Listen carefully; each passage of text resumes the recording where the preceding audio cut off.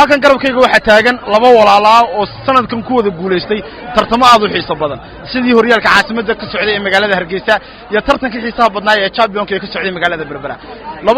labadan walaalii waxay ka wada tirsan hal koox oo ah kooxda kubadda cagta ee Goodir waxaan marka hore ku soo dhaweynaya Fadxi Ismaaciil Heersare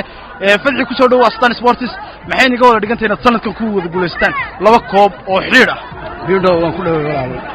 استنتي في يادو بعد ما سنتين كنتي وحنا ورجعنا تيا وحوين أنا قول على لا ترتن أو قيمة بدك يقول يسنو ريالكي عاصمة الجزائر يا شامبيون في قبل هذا كنتي يا دون كفر حسن هاي إنه كقول يسنو مركي يقول رسالة شامبيون كلا قبته إنه نسيبي إنه كقول إلهي بنا نقول الحمد لله بعملنا الحمد لله بعملنا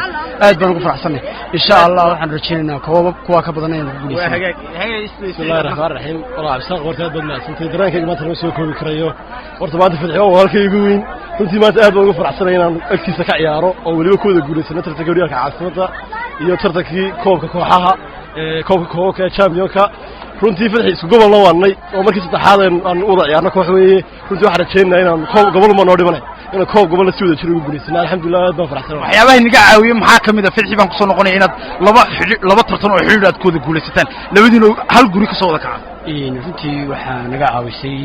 dadaalkayga runtii horta marka ugu horeysa marka labaadna waxaan u ciyaarnaa tiim aad iyo aad u wanaagsan waxaa kaloo naga caawiyay macallinkayga macallin Jamaal Cabdi Axmed Jamaal Jante runtii isagana aad baan ugu mahad celinaynaa waxaa naga caawiyeen oo kala waxa weeye tiimka Goodir oo runtii tiim awood leh waa saxay sidana wallahi asaga wala wax naga caawiyeen koox ka qiimo badan ku guuleysay horta waxaan oo kale waa tiimkayga waxaan wadanaa tiim aad iyo aad u wanaagsan tiim ay ka go'aantay guushu iyo waxaan kaloo xisi karaya macallinkayga macallin Jamaal Cabdi Axmed runtii sababta aan halkan ku soo gaarnay anigii fadxiba way halkan maxaad fariin ugu farasaan wax laga yaabaa waalidkiina dad fara badan halkan iga daawanayeen oo ciyaartan aad u xiiso badan shaashooyin fara badan laga daawanayay hay adiga halkan cid fariin aad farasaan ma jirta waxaan fariin farayaa hooyaday Samsu Yusuf Axmed runtii oo mar walba aan ciyaarayay ducaynaysay waxaan leeyahay ducadaada waa la aqbalay hooyaday baan halkan fariin marnaya hay adigana wallahi wala waxaan mahad celinayaa marka hooyaday Samsu Yusuf Axmed runtii hooyo ducadaadi maanta waa la aqbalay aad iyo aad baan faraxsanahay waxaan sidoo kale aniga chance-kan ka faa'iideysanay aan xusayaa